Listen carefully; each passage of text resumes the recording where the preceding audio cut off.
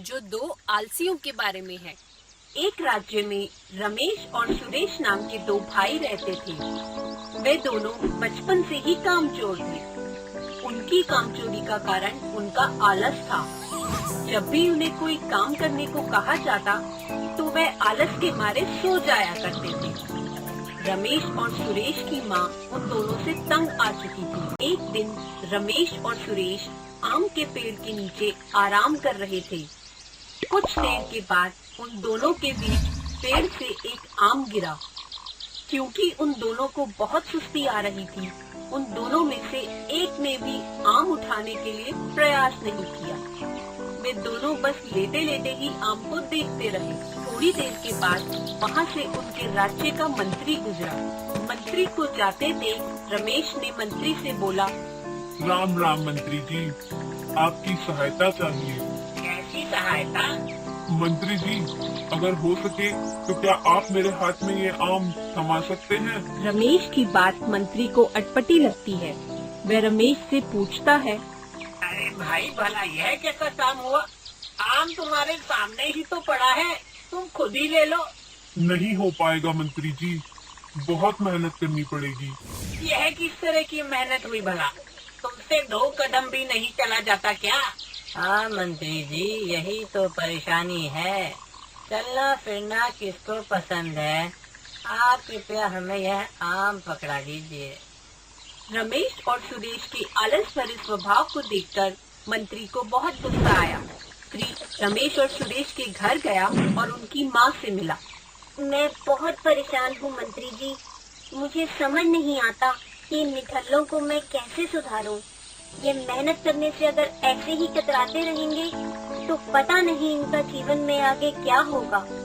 आप चिंता ना करें, अगर मुझे उन दोनों के बारे में पहले जानकारी होती तो अब तक कुछ न कुछ निष्कर्ष तो मैं जरूर निकाल लेता।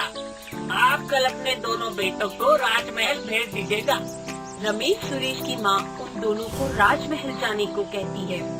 वे दोनों अगली सुबह ही राजमहल पहुँचते हैं और राजा के सामने पेश होते हैं। राजा रमेश सुरेश को कहता है, तुम दोनों के लिए मेरे पास एक खास कार्य है। क्या महाराज? कल से तुम राजमहल के एक क्षेत्र की रखवाली करोगे। क्योंकि तुम दोनों को ज्यादा मेहनत वाला काम पसंद नहीं है, तो यह काम तुम दोनों अच्छे से कर पाओगे। ठीक है महाराज, जैसी आपकी आज्ञा। लेकिन ध्यान रहे कि जहाँ तुम रखवाली करोगे वहाँ बहुत सारा कीमती सामान पड़ा है। कहीं पर ऊंच नीच नहीं होनी चाहिए। ठीक है मंत्री जी। रमेश और सुरेश पहरेदार बनकर रखवाली करने बैठ जाते हैं, पर अपने स्वभाव के अनुरूप वो बैठे बैठे सो जाते हैं। उनकी लापरवाही के चलते महल में चोरी हो जाती है। वे गुस्से से बोलता है, आलसियों, एक छोटा सा काम दिया था तुम्हें, वो भी तुम ढंग से नहीं कर पाए। अब तुम दोनों मेरे साथ चलो, तुम्हें तुम्हारी गलती के लिए दंडित किया जाएगा। राजमहल का बहुत नुकसान हुआ है, तुम दोनों को मृत्यु दंड मिलेगा। क्या? मृत्यु दंड? हाँ, तुम्हें शेर के हवाले कर देंगे। यह सुनते ही रमेश और सुरेश दोनों बुरी तरह से डर जाते हैं। उन्हें जैसे ही शेर के सामने लाया जाता है, वे दोनों ही राजा के आगे गिड़गिड़ाते हैं और बोलते हैं, हमें क्षमा कर दीजिए महाराज। हमसे बहुत बड़ी भूल हो गई है। अगर हम आलस नहीं दिखाते और काम ईमानदारी के साथ करते तो चोरी नहीं होती। हम वादा करते हैं कि आगे से कभी भी आलस नहीं करेंगे।